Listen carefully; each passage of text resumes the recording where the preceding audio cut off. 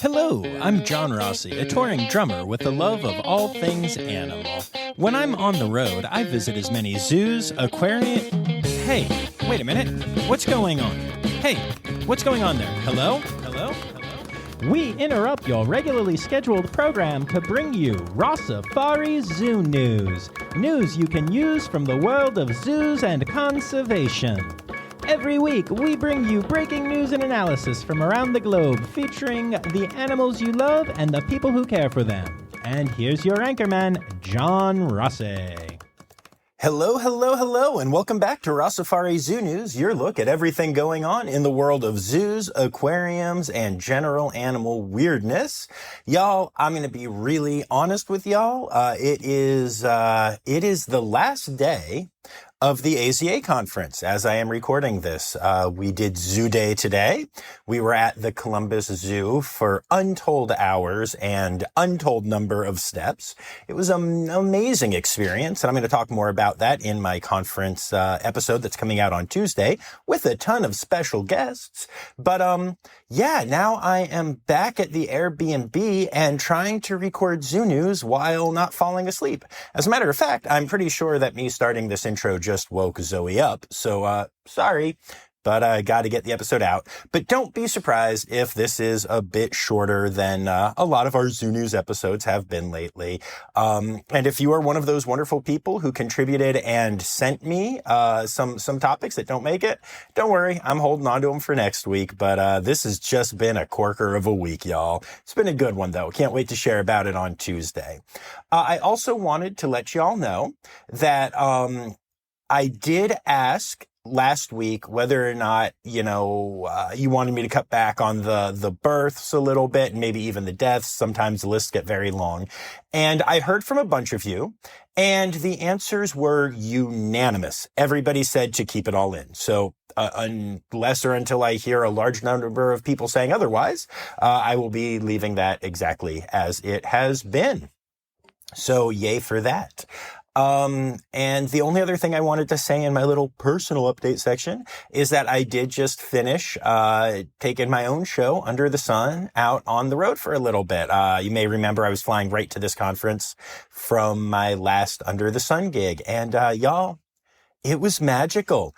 It was such a good time. The shows went so well. We performed at like a big performing arts center for the first time. So far, we've been doing casinos, and the show absolutely crushed there. So I'm really proud of that fact and really excited about it. But I said I was going to keep this short, so I shouldn't ramble on about my own life. So let's get to it, shall we?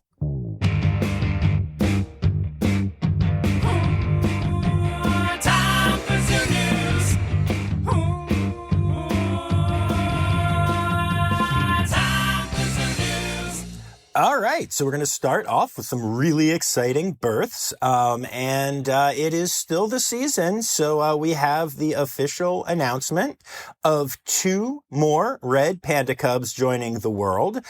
These red pandlets have been born at Longleat over in the UK. Their mum is Emma, because get it, UK, so she's a mum.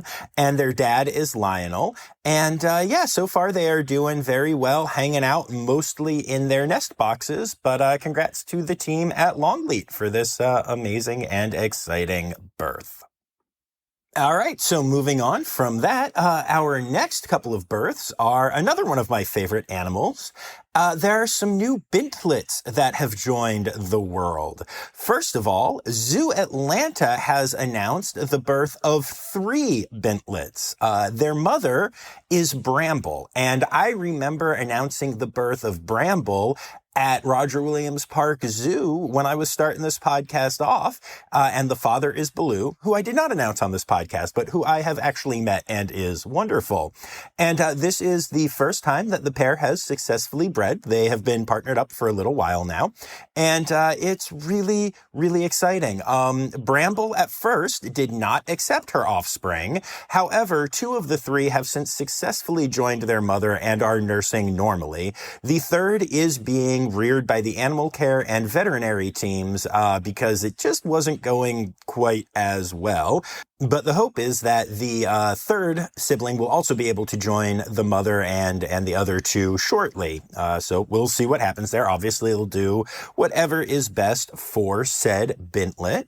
But yeah, no, I was so excited about this. And actually, it's really funny because this was announced the day that I was at Zoo Atlanta just because I had crazy travel stuff happening in my world.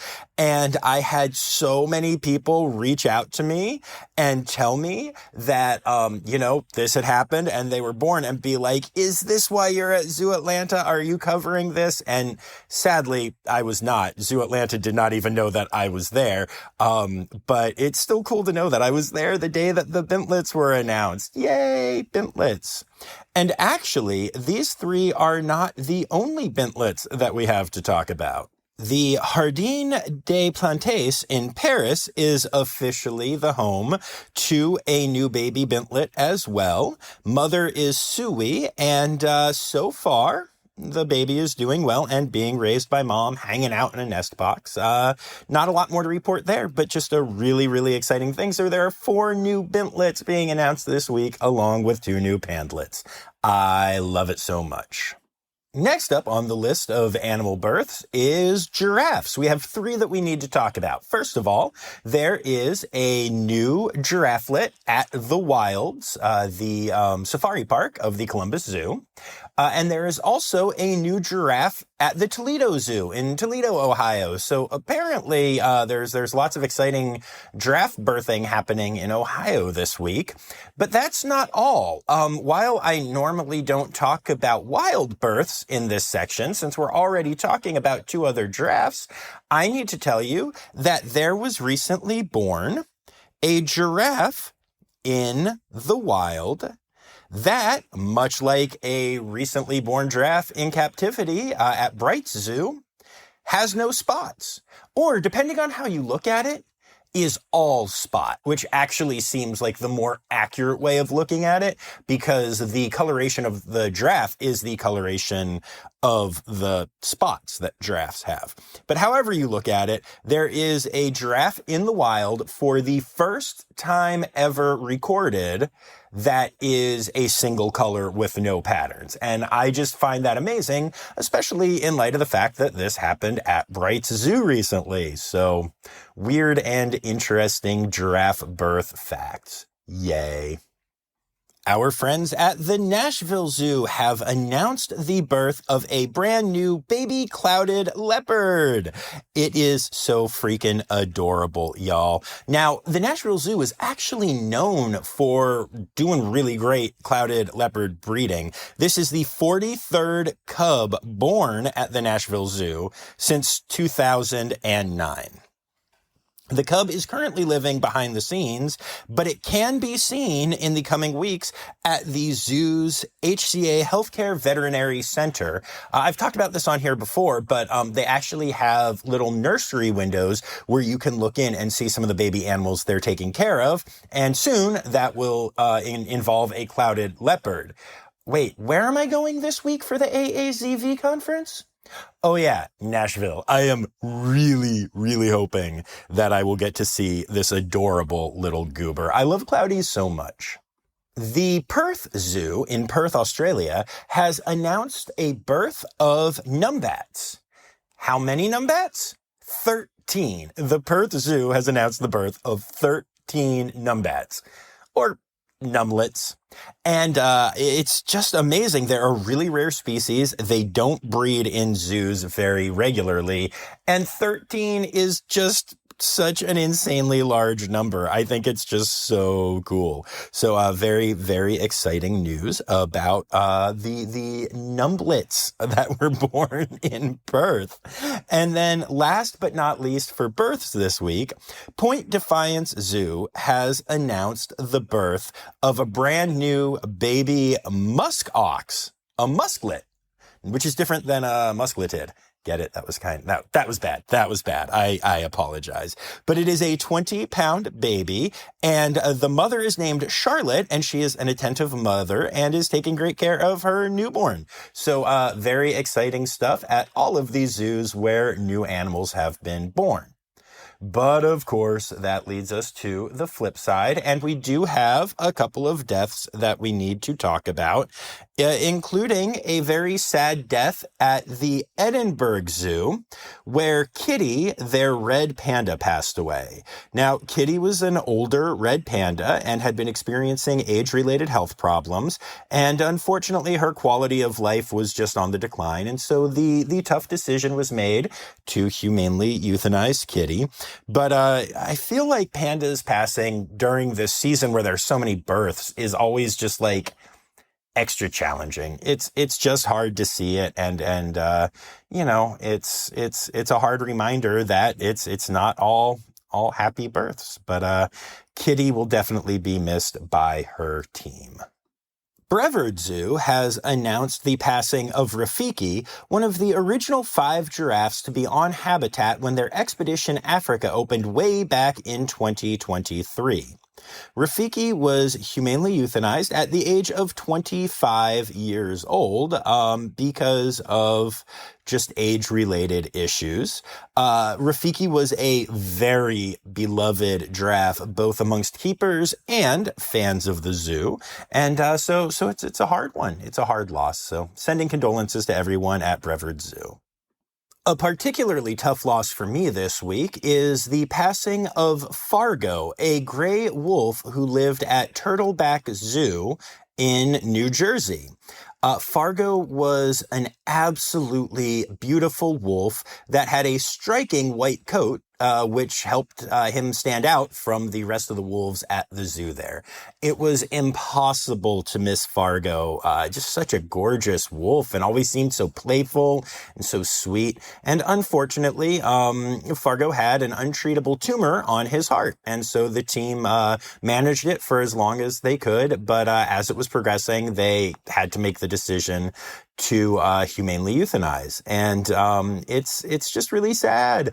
Fargo had been at the zoo since 2011 and arrived there with his brothers Theo and Xander. And it's just such a little cool herd that they had there for so long. Herd? They're wolves. It's a wolf pack. It's a thing. Sorry about that. Did I mention that I'm tired? But Fargo will be greatly missed. Zoo New England has announced the passing of Thika, one of the spotted hyenas who lived at the Franklin Park Zoo in Boston. He was actually the second oldest spotted hyena living in human care in all of North America when he passed away. And, you know, the spotted hyenas are such an incredible thing to see at Franklin Park Zoo. They really stand out. Apparently, Thika was a very intelligent animal and loved to participate in training sessions where he learned to partake in his own medical care.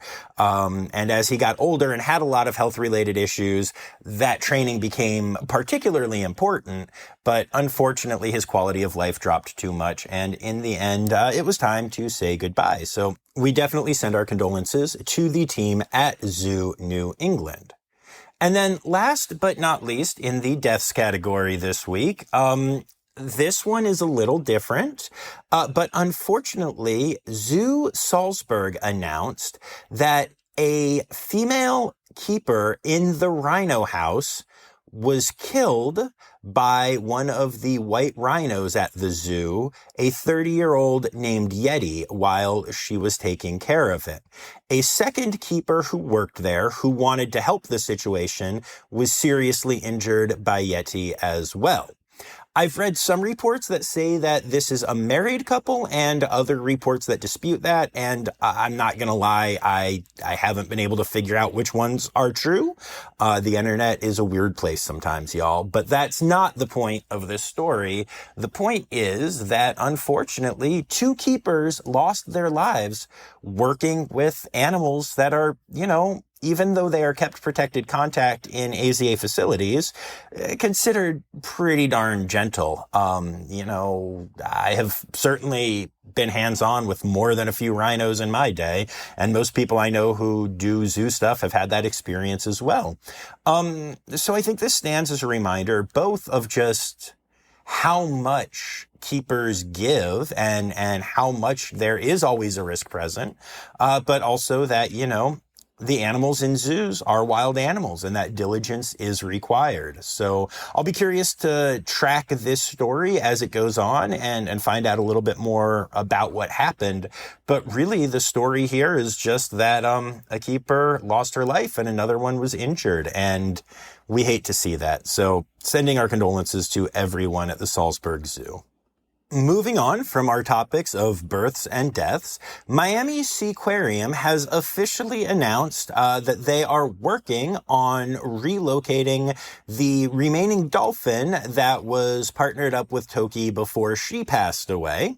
And they are trying to figure out where to move her. They are currently working with people at Shed Aquarium, SeaWorld, and NOAA Fisheries to assess their readiness and to prepare the dolphin for the move. So for the people who are very concerned about said dolphin, according to Seaquarium, they're working on a relocation plan. And I really, really hope that is accurate. I don't have a lot of reason to trust them, but, hopefully the team's on the other ends. I do trust SeaWorld. I do trust Shed Aquarium. So hopefully they are going to make this happen. So as we move on from births and deaths, I actually have an update on some previously reported deaths. Last month, 2 monkeys passed away at Beardsley Zoo, and it was very sudden and unexpected, and people were very concerned about what happened and would the other monkeys get sick, and now the necropsy results are in. And it appears that what happened is that the 2 monkeys ate a rodent, probably a mouse, that had eaten toxic material, a rodenticide that is meant to kill rodents that are, found at zoos everywhere and such, and probably caught the mouse basically as soon as it ate the poison and before it was able to be digested, because this is the type of thing where if the poison had properly been digested in the mouse and then the monkeys would have eaten it, they still would have been fine. So it is a freak accident where they found and ate a mouse immediately after it ingested a rodenticide. So, a terrible tragedy, but it's a really freak accident, and you hate to see it happen, but at least there is an answer now. The Utica Zoo has announced the acquisition of a new North American beaver named Jolene. Jolene was abandoned in the wild at a very young age and was taken care of by multiple rehabilitators throughout her life, which led to her being habituated to humans and as such unreleasable. So she has now been given a forever home at the Utica Zoo, or Zootica as I like to call it, and she has been partnered up with 5-year-old male beaver Francis, who lives at the zoo. The team had to do some work to the exhibit to get it all set up, but they have done introductions, and Francis and Jolene are doing amazingly well together. I can't wait to get to Zootica to see them both. The Oklahoma cave crayfish is one of the rarest crayfish species in all of North America, and it faces grave threats due to pollution sources such as commercial chicken farms, sewage, and surface development runoff. So there are some zoos that have been teaming up to try to help save this species. And just recently, the San Antonio Zoo has announced a major breakthrough in these conservation efforts with the successful births of 47 of the Oklahoma cave crayfish, the first ever done in human care. This is all part of a program where the zoo has teamed up with the U.S. Fish and Wildlife Service, the Ozark Plateau National Wildlife Refuge, the Oklahoma Department of Wildlife Conservation, the Nature Conservancy, the Tulsa Regional Oklahoma Grotto, the Subterranean Biodiversity Project, and the University of Alabama in Huntsville. Now that these animals have been born, we can talk about reintroduction programs. We can talk about all kinds of stuff. And this is extra important as the Oklahoma cave crayfish is currently undergoing review for possible inclusion on the endangered species list by the U.S. Fish and Wildlife Service. So this is a really, really big deal and a really huge victory for the San Antonio Zoo. This next story is one of those that just, this is why I love zoos and the AZA so much. So, okay, not too long ago, back in May, the Sacramento Zoo welcomed a brand new baby orangutan known as Nanka. Unfortunately, Nanka was rejected by his mother, and as such, the team at the zoo was giving him around-the-clock care while hoping to reintroduce him to his mother at a later date. It didn't happen. Mom wasn't interested. And so the orangutan SSP recommended that Nanka be transferred to a location with an experienced adoptive mother. So Nanka was flown from Sacramento, California to Atlanta, Georgia, to Zoo Atlanta, where he will have an opportunity to meet Madu, a 40-year-old female Sumatran orangutan who has successfully adopted 4 youngsters over the past 20 years. It is really important that infant orangutans be raised by other orangutans. They have a longer childhood than any other terrestrial mammal, with the exception of humans, roughly 8 to 10 years. And it really, really is essential for the development of orangutans. There are many animal species that we have seen be raised by keepers and thrive, and it just doesn't happen with orangs. If they are raised by humans, they don't learn how to climb. They don't learn how to do a lot of their behaviors, like their predator avoidance stuff. And they're honestly not even really good at figuring out like what they need to eat and stuff. They really need to be taught all of that by another orangutan. And so now this little boy is getting that opportunity at Zoo Atlanta. And honestly, it just makes me so happy. Yay to both of those zoos. All right, y'all, this next one is a straight up call to action, okay? Our friends at the National Aviary in Pittsburgh have received a 10-year-old Stellers Sea Eagle, which is an incredibly gorgeous bird that has traveled all the way from Europe to the National Aviary thanks to the Species Survival Plan, okay? This is really, really exciting news. This is a gorgeous bird. This is the possibility of baby eaglets. I cannot say enough how excited I am about this. But then on top of that, the aviary is having a voting contest for a name for the new Stellers Sea Eagle. And there are 4 names that you can choose from: Aurora, Juno, Sitka, and Stella. And here's the thing. This bird cannot be named Stella. I feel personally like it is my job to beg you all to make sure this bird is not named Stella. I think the name Aurora is absolutely beautiful. It is an homage to the Aurora Borealis, or the Northern Lights, which can be seen in several locations, including Estonia, where this bird lived prior to moving to the aviary. So I think it's an absolutely perfect name. But I need you to vote against Stella, Stella more than anything else. You can go to @National_Aviary for information on how to vote. It's not free. It's like a $5 vote, but the money goes to the aviary, and it's an amazing aviary. And it is a facility that has, not only appeared on the podcast, but has mentioned having me back. And I actually ran into Kathy at the AZA conference, and she was so excited to catch up, and she gave me some insight on a question that I had asked at a panel. And I just really, really want to get people to contribute to this. And I really think that Aurora is the best name for this bird. So do me a favor and go and vote for Aurora. And if you don't want to vote for Aurora, please, please, please don't vote for Stella.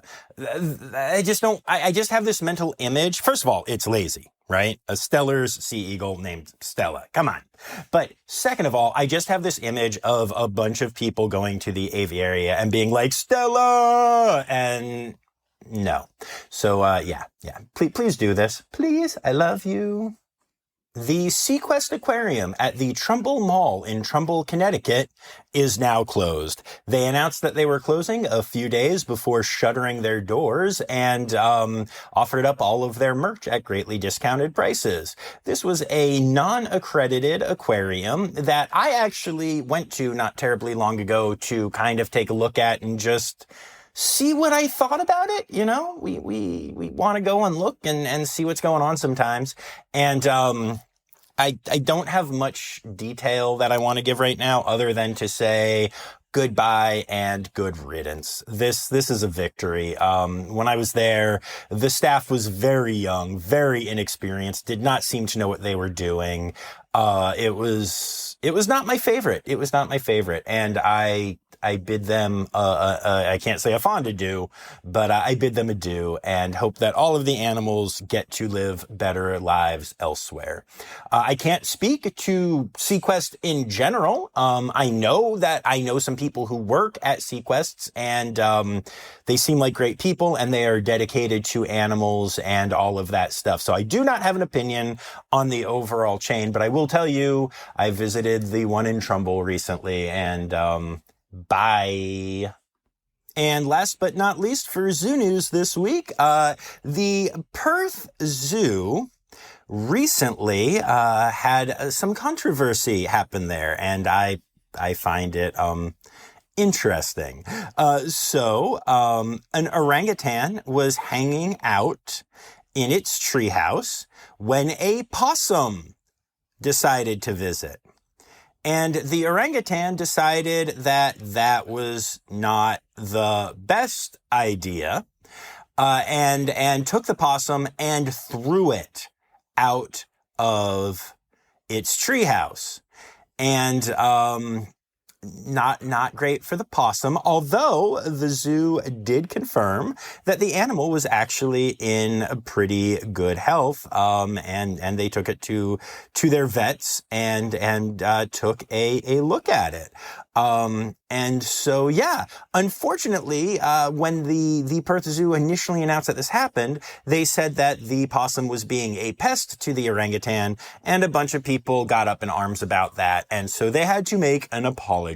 Although, to be fair, the possum was totally being a pest to that orangutan, and the proof of that is the fact that the orangutan literally launched it like a frisbee while people were filming, and it went viral. So, yeah, they issued their apology, but the main story here is that a possum was thrown by an orangutan like a frisbee. And keep in mind, this is a possum in Australia, not an opossum, which lots of people in the US call a possum.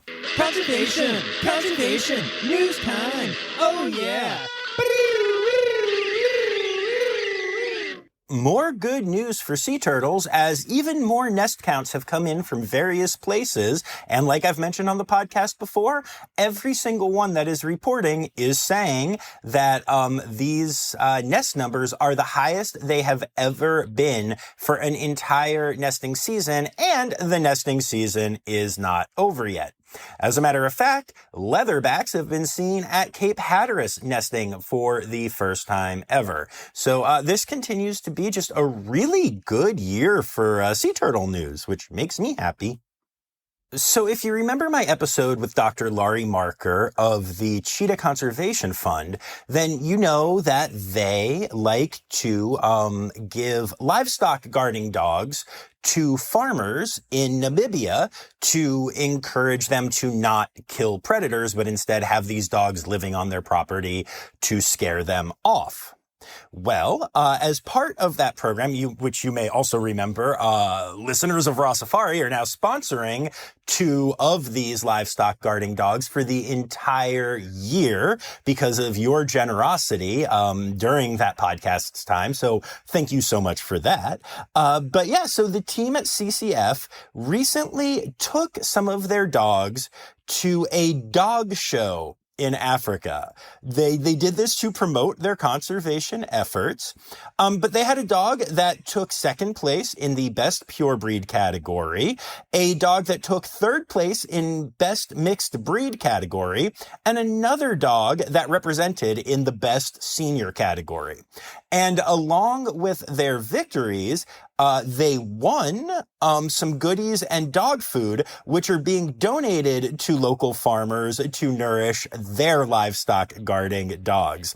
So this raised attention and awareness of the program. This got donations that these dogs literally won for their friends out doing the thing. And they also got like awards for having cool dogs. I love this so much. CCF is so innovative and so cool. I was so inspired to talk to Dr. Marker, and I could not be more impressed. They're such a cool organization. And speaking of organizations that I love, Red Panda Network has announced that there have been no recorded cases of illegal red panda pelt trade in Nepal in 2023. In 2021, there were 37, which was the highest recorded number since 2008. This is a huge, huge victory for red panda conservation. And there is a lot of evidence that proves that this is directly because of the work being done by Red Panda Network on the ground in Nepal. So again, an organization that I'm just super proud of, and it's a super great story. And, the work continues. So, CCF, Red Panda Network, absolutely wonderful organizations to donate to. And don't forget that this Saturday, the day after this episode drops, is International Red Panda Day, where you can go to many of your AZA accredited zoos and facilities that host red pandas and learn about the species and find creative ways to donate. A lot of these places are doing animal art or other cool things, and they'll have ways for you to give money to them to give to Red Panda Network, or if you can't make it to that, just to go to redpandanetwork.org and make a donation for International Red Panda Day. And let's save my favorite species. It's time for other news. It's time for other news. Hey, now, right now, it's time. It's time for other news. Hey, it's a segue to the part called other news. Call him a thief, call him a vandal, but now we know that we can call him Claude. It turns out that a nursery owner in Australia was very confused because of the fact that there were a bunch of seedlings that were being eaten or disappearing, and he just wasn't really sure what was going on until he walked into work one day to find a little koala, dazed and so stuffed that he couldn't even move, surrounded by stripped eucalyptus plants. It turns out that this koala that has been named Claude was snacking on several thousand plants that cost the nursery over 6,000 Australian dollars, which is roughly 3,800 American, or as I like to call them, real dollars. The irony to this story is that the plants that Claude devoured were being grown to be planted out in the wild to boost koala habitats because the species is endangered and had a lot of their habitats wiped out by wildfires. So, I guess Claude decided that instead of sharing with all the other koalas, he was just going to eat it all himself. Not a great step for conservation, but Claude seemed pretty proud of himself. And then last but not least in other news, as if that wasn't a ridiculous enough story, a three-legged bear recently broke into a home in Lake Mary, Florida, where it went into a stash of adult beverages and drank a bunch of White Claws. So, apparently the real message of this story is that even bears can be basic. Oh, animal holidays. Animal holidays. Hey! And that brings us to our animal holidays for the week. I told you this was going to be a shorter episode, but I need to tell you all this. So I get these from the Peppermint Narwhal annual calendar, which is for sale on their website and such right now. But I actually got to meet the owners of Peppermint Narwhal at the AZA conference this week.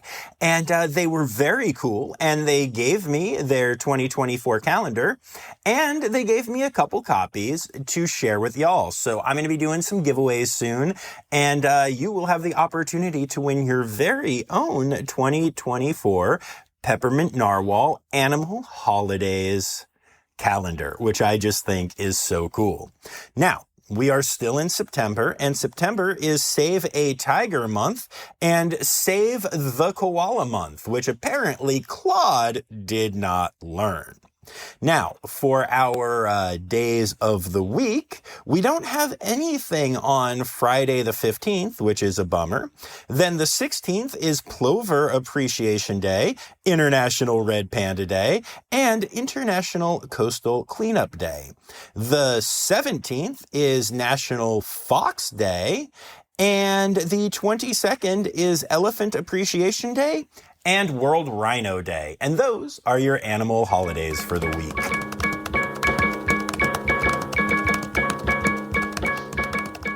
All right, so there you have it, folks. Another week of Rossifari Zoo News is done. I'd like to say thank you to my patrons, all of my patrons, but especially my Red Panda level patrons, Dr. Laura Shank and Dr. Stephen Williamson. And I'd also like to say thank you to everyone who contributed stories this week. And like I said, if you didn't get your stories in this week, don't worry. I have a lot saved for future episodes because I need to go to bed because I'm exhausted. But thank you to Anya Keene, Colleen Lenahan, Kim Cooley, Carrie Kirkpatrick, Kevin Williams, Dr. Laura Shank, Liz Dunlevy, Ken Tryon, Jay Meredith, Dylan Hoy, Crystal Chapman, Sabo, Andrew King. His name is Andrew. I don't know what I'm doing. Danica Wolf, Emily Rockbuck, Mark Hansen, Kristen Khalil, Nora Beardsley, Amanda Berg, Sam Stock, Ali Malensky, Emily Poche, Ren Howell, and Karen Musklau. And remember, y'all, the words Newsy credits backwards are Steider Giswen. The Rossifari podcast is produced, hosted, and engineered by John Rossi. Editing and fact-checking by John and Dr. Zoe Rossi. Our theme song is Sevens by Nathan Burke, performed by Nathan and John. Interrupting John theme and additional voices by Taylor Isaac Gray. You can reach John directly on Instagram and Facebook at Rossifari or by email at rossifaripod@gmail.com.